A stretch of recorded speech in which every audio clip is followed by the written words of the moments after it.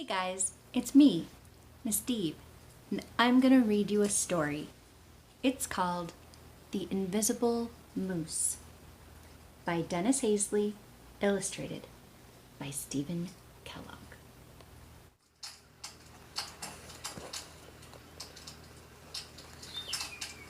She was a beautiful moose, the most beautiful moose in the forest. He was a shy young moose, and he was in love with her. But there were older, stronger moose who tried to win her hoof. They fought each other in front of her, their antlers smashed noisily. His own antlers had once been struck by a falling tree, and now they twisted upward like twin question marks. So what chance did he have? He didn't think she even knew who he was.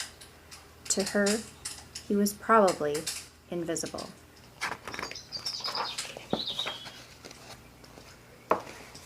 And once he had been. Hidden behind trees, he had watched her free a groundhog from a trap. He told himself then that unlike the other moose, it wasn't just her beauty that he loved. It was also her goodness. He dreamed of revealing this, of showing her he was different from the others. But for a long time, he didn't have the courage to approach her. Until the first day of winter came to the Canadian woods where they lived. On that day, he decided he would talk to her at last. "You want to ask me something?" she said, as he walked up to her. It was his twisted horns that made her think so. "Well, in fact, She looked at him and smiled. A sweet, wonderful smile. He thought he would do anything to be near that smile. "Nice weather," he said, although, in fact, it was starting to sleet. A tremendous ruckus stopped her from answering. Something was approaching through the forest, yapping and crashing and roaring. All of the other moose opened their eyes wide in alarm. "Sounds like a big mosquito," he said, trying to be funny and fearless.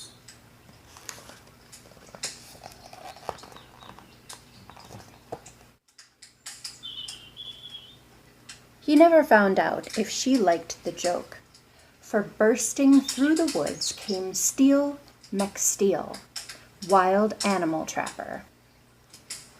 He drove a strange machine that was being pulled by a pack of terrible dogs, part wolf and part city mongrel. Steel McSteel had a nasty look on his face, but he was also weeping because he knew how awful he was. On his machine, there were chainsaws that chopped down trees, and there were spotlights for catching pretty deer, huge vats of honey for trapping handsome bears, and a big net. Before the two moose could move, the big net surrounded the beautiful moose, and she was hauled into the depths of the machine. "Most beautiful moose I've ever seen," said Steel McSteel, as he made an illegal U-turn and sped back the way he came.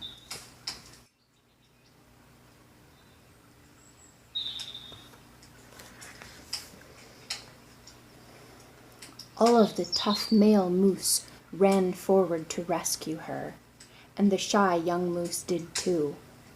But as they reached the treeless part of the forest, they were met by gunshots. It was hunting season, and the moose knew they were not safe outside the thick trees where they could hide. Giving up, they ran back into the woods. Only the young moose stayed a moment longer, squinting to see the disappearing machine. "New York City," he said, reading the license plate frame. I wonder what that means. As he ran back into the forest, he decided to visit Professor Owl McFowl, who was a scientist and geographer. Maybe he would know how to help.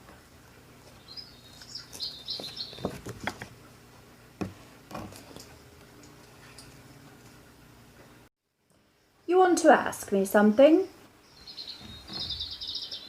said Professor McFowl as he mixed up some formulas. Well, You don't need to. I can see it in your face. It's trouble with a girl. The young moose sighed. He remembered her smile. Professor, what's New York City? A faraway place, said the owl. I'll show you. Here we are, way up here, and here is the United States border way down here, and even further down is New York City. Is it a forest? Asked the young moose. No, said the owl, but it's like a forest. And could I go there? There are no moose in New York City, said the owl. There's one, said the young moose.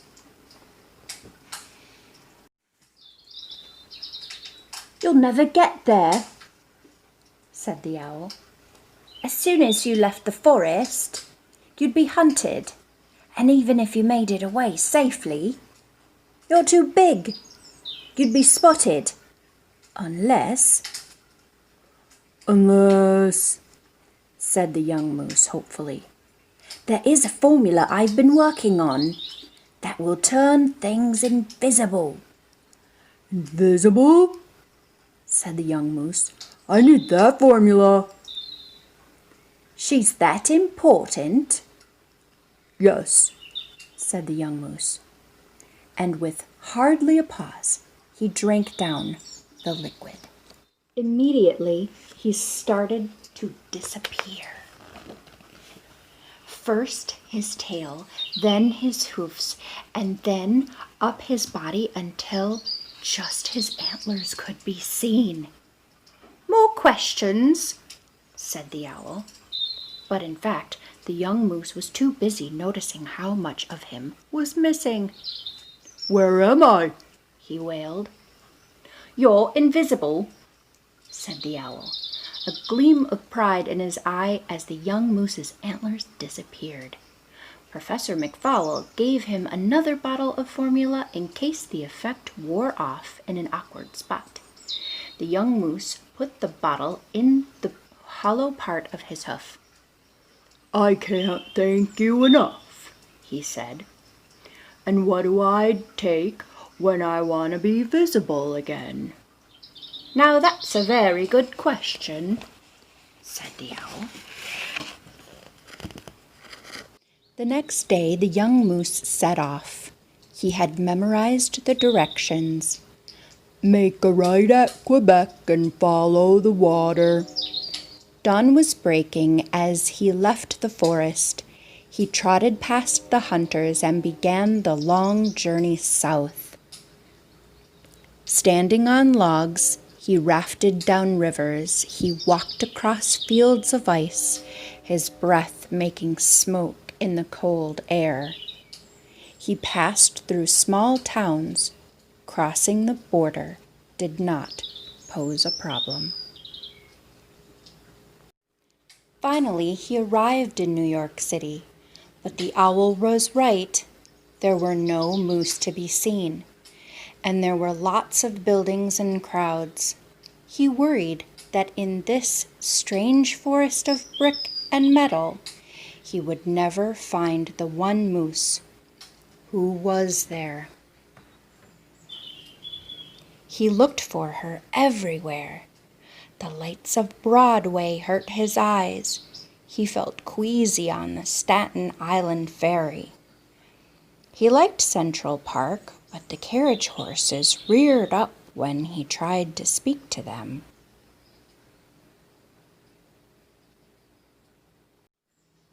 One night, very hungry, he walked into a fancy restaurant and started gazing where the salads were being made. If people had been watching closely, they would have seen carrots and lettuce and mushrooms disappearing in the air. When he heard a woman say, "I'll have the mousse," he turned his head suddenly and his invisible antlers knocked into a waiter's tray. Had they cooked his beautiful mousse? Was this why he couldn't find her? Hardly able to look, he lowered his head in despair. But when he did peek, he only saw a waiter bringing a woman a bowl of chocolate pudding. Relief flooded him, and he vowed to find her no matter what it took.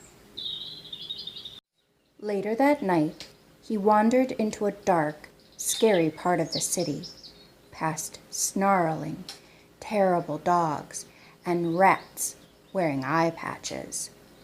His heart started beating faster, but not just from fear. Weren't those dogs familiar? Amid the smells of greasy food and gasoline, he suddenly got a whiff of pine trees and fur, the smell of a moose, the only moose.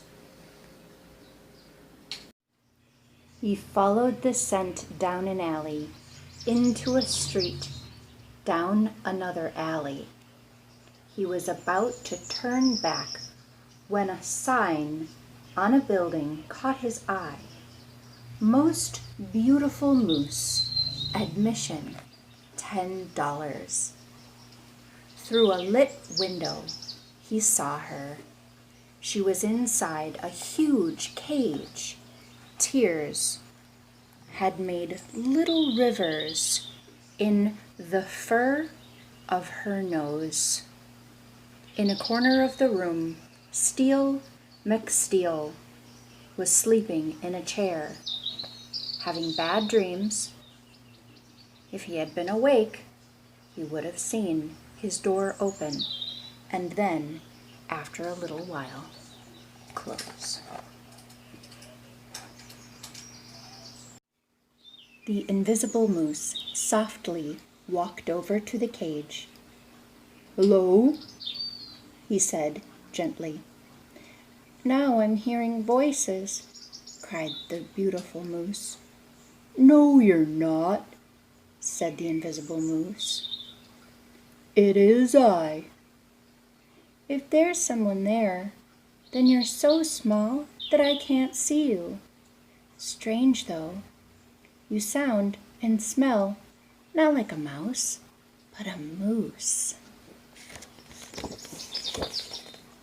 "Thank you,"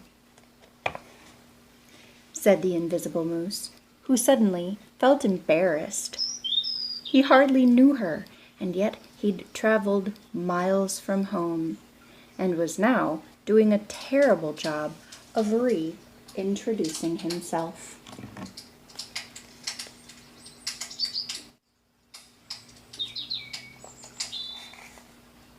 "Where are you?" the beautiful moose said nervously.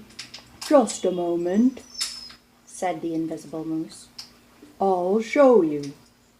From around the room he found gloves, shoes, sunglasses, a roll of bandages, and a large rope. "Close your eyes," he said. Then the invisible moose wound the bandages around his head and antlers and put on the clothing. "Now you can look," he said. "Don't be frightened." She stared at him a moment, her eyes wide. "You're a very unusual moose," she said. "And is there something you want to ask me?" "No," he answered. Under these bandages and clothes, I'm a regular moose. I'm the same moose you were talking to when you were stolen. Except now, I'm invisible.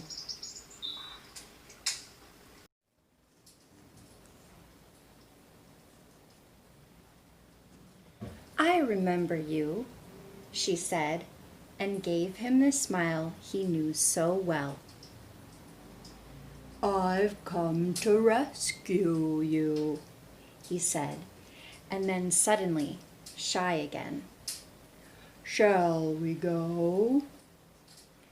I'd love to be rescued by you, said the beautiful moose, but I'm locked in this cage, and even if I could get out, they'd see me on the streets. More tears ran down her nose.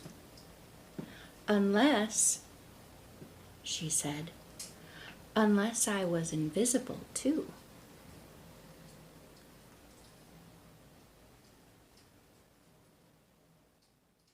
But you're too beautiful to turn invisible, he blurted out. Do you like me just because I'm beautiful? She asked, smiling at him through her tears. He felt the warmth from her smile. No, he said, and as he had said before, he knew it was true. I love you for your heart. Well, you can't see my heart, she said. Just like I can't see your courage. But I know it's there.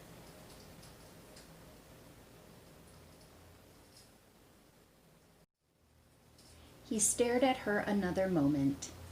Then slowly, a bit sadly, he lifted his hoof, pulled off the glove, and removed the bottle of formula.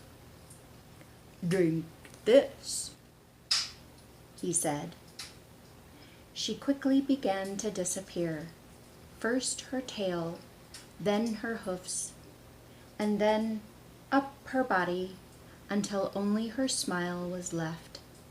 Then it, too, disappeared, and he felt a catch in his throat.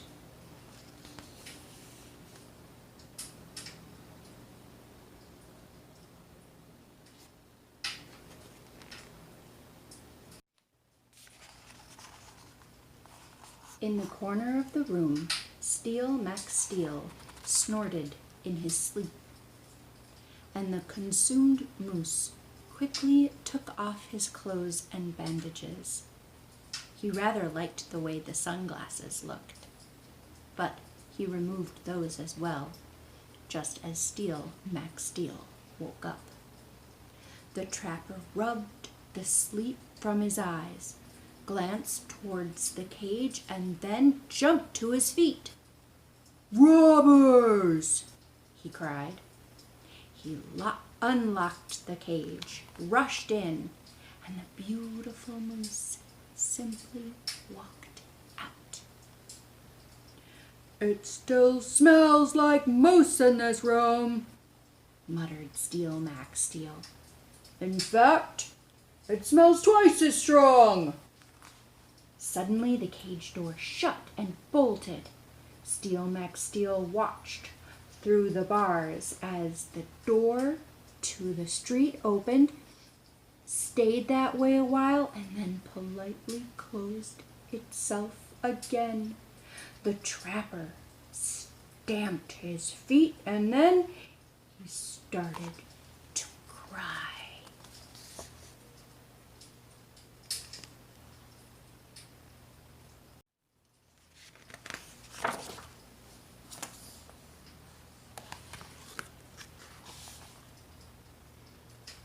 Outside it was starting to snow. The two invisible moose ran through the streets and over a bridge, feeling happy and free. Soon they were beyond the city, They looked back at it a moment. "I'll miss the food," he said, and laughed. In the sky they could see stars peeking through. "I remember the way back," he said. "And then, if we want, I'm sure Professor McFowl will come up with another formula to make us visible again." If we want, she said.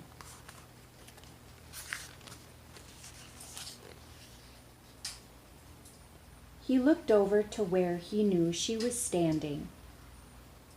"I feel you're smiling at me now," he said. I am, she said. They stood a moment next to each other, feeling warm in the snow. Now, shall we go? "Yes," he said.